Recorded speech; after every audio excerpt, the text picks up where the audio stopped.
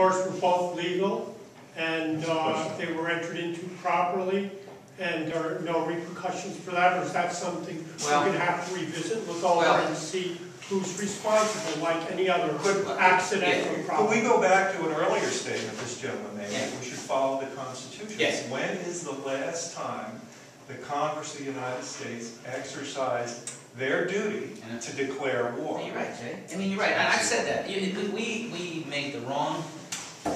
That is, in why it's not a pedantic point. It's not a procedure. It's about the essence of who we are. That's why it's there in the Constitution, because it's such a solemn question that the American people should be involved through their representatives. But it hasn't been followed because the Congress has abrogated their responsibility to the executive. Well, it was wrong to do it that way. You know, there should have been a vote. We should have declared war if it was our intention to take military action. We should have had that kind of debate. The American people's representatives should have declared war, and then the United States would have been united in this regard. Now think about this vote. This vote that was taken in October of 2002. And note the date. The vote was taken in October of 2002. Military operations commenced in March of 2003, right? Just before elections. Yeah, the vote was all about a delegation. It was a delegation. It basically said we give the president authority to continue to conduct his diplomacy and his interactions, and if he deems fit, then he can use military force. I mean, that's in essence, it's a paraphrase of what it did. And the bill was widely supported. I mean, you could go back and it might shock you, just like the Department of Education. It may surprise you to see who voted yes on that bill. Harry Reid. But there was false information that's come out. Well, I mean, there was information as far as, there was information on weapons of mass destruction, and, you know, I would tell you that we don't even know the end of all that. I mean, there's a lot of that has to be declassified at 25 years, and we'll know more about that. But my point is that's why when I made the statement that both parties have contributed to this situation, if you look at the vote, you know, you'll see that vote was very much bipartisan. I mean, it was a bipartisan vote, but it wasn't, but the point is they didn't ask the right question. You know, the question should have been about war. It should have been about whether or not the American people were going to go to war on this. And instead of extended negotiations and military,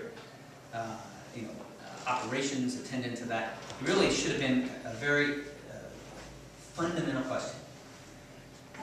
So, now, yeah, so basically, then you say that this will be rehashed 25 years from now. Where is there accountability in government? And I don't want to monopolize this, but where we are, this is like a war against the middle class, by the way. These wars are very expensive. But who wins? Where is that money being shifted to? It's being shifted, it's going someplace, and we're getting more and more in debt. So if you wanted to kill the middle class, a war is a great way to do it. No, you know, that's, I got to tell you, we disagree on this, because what you're doing is you're politicizing something that's an American issue. You know, look, we could talk about the effects of this, but the way you just couched your words is very explosive, politically explosive. And I don't think that that's fair. Because you know why I don't think that's fair is because the representatives from both parties came forward and voted the way they did. Now, we could talk about constitutional points, and I think we'd agree on that. And that's the point we just made moments ago. But now, here's the other point I made in 2007, is when I was at the Hoover Institution and I was writing the book Securing the State, and some of you may have looked at it, pretty critical of the way we approached the whole war effort in the early part. By the way, it's historical perspective. There's 4 case studies. You know, the early part of this war is part of it, but I mean, I look at Vietnam, I'm looking at World War II, I looked at the Revolutionary War period, but you know, when you look at how we provide advice for our elected leaders in this country, the President and the Congress, we need to make sure that we have a functional system to provide analysis, options, and advice. Analysis, options, and advice. I call that the civil-military nexus, but it is essentially the top-level civilian and military advisors to the President and to the Congress. What I concluded in the book is that a functional dynamic, a functional set of advisors with opportunity to present their analysis, options, and advice is a necessary, but not sufficient, condition for effective policy. But when you don't have an effective system, you have really taken to near zero your chances of getting the policy right. And part of the problem in 03 to 06 was the problem, we didn't have a functional system to get the president and to get the Congress the kind of advice that they needed. And it wasn't the first time in history. We did the same thing in Vietnam. We had a dysfunctional system to get advice up to the president and to the Congress. Now, in contrast, there have been times when we have that functional system. So I will tell you that my read of this is that, and I don't agree with all of the foreign policy decisions of this administration, but I have to say from a process standpoint, this is some of the most functional civil-military relations I've seen in my life.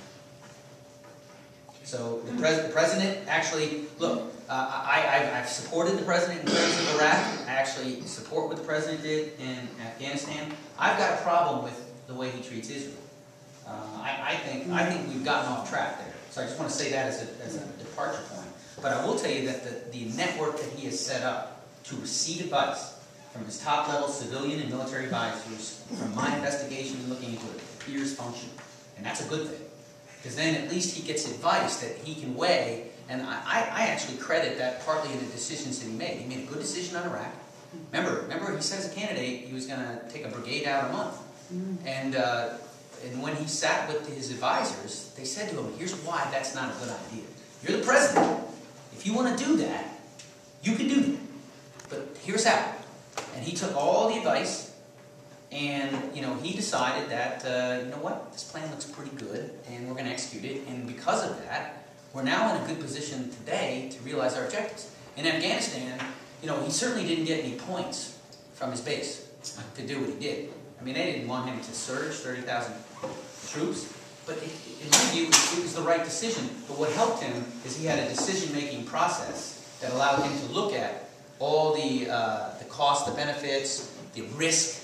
I mean, this is why, and I'll tell you, for those that may have been opposed to the president doing it, I just want you to know that I thought he took a thoughtful approach to making the decision. As somebody who studied this from a scholarly standpoint and somebody who lived it in terms of our national security. So you can disagree with the decision. It took him long enough. Well, yeah, I mean, it was a very deliberative process. There's no doubt on that. And, he didn't have a lot of experience, so I think he probably was factoring that into his timelines so that he could sufficiently study.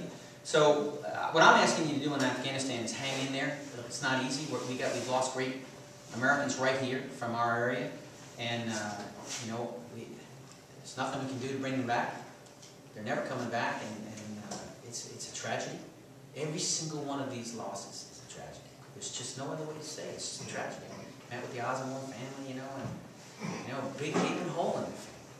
But that's why these things are so fundamentally important that we really approach these decisions in the thoughtful way that the founders really intended for us to approach it.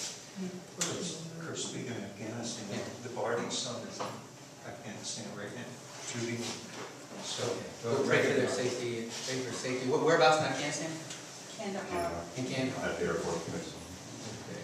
So, Yeah. Okay. it's at home. Yeah, absolutely. Yes, ma'am. Yes, would you make any comment on whether you see any gain in having some decent campaign reform as far as the amount of time that might be gained by our congressional leaders? Yeah, I do. Being able to do their jobs as opposed to spending Yeah, an inordinate amount of time raising funds. Thank you. I do. I will tell you, I've studied this. How do you know about that? And I've studied this one too, and our country has tried. We put a series of campaign finance laws in place, and in almost every case, they have been struck down by the Supreme Court as an infringement on free speech. Buckley versus Blair was a big one in 1976. There have been subsequent ones that have essentially taken apart the McCain-Feingold. Because of that, and I refuse to fatigue, because we have to do better. We not only need substantive reform, we need political reform. There's too much money in the system.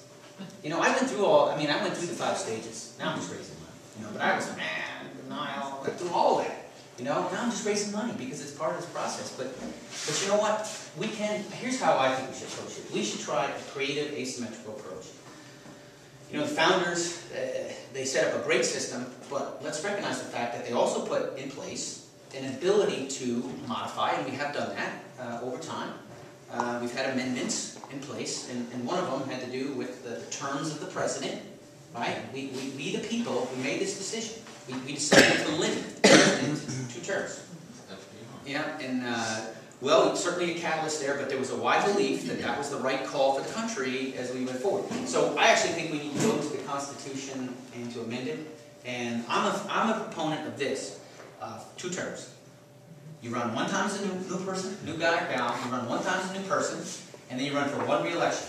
Now, I also think we should change it instead of 2 years to 4 years. Here's why. Hang in there, because I know that first that people are like, well, we like the 2-year thing. But the thing of it is look at it from the perspective. Look at the perspective of the money, though. What's going on right now is that individuals run, and the minute that they're done running, They gotta run again. they start raising money again. It's a continuum. It's a continuous raising money.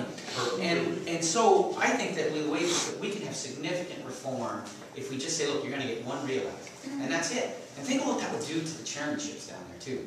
And so, you know, when I give this idea, you know, the old guard says, oh, we need experience. And then my response to that is, really? How's that working out?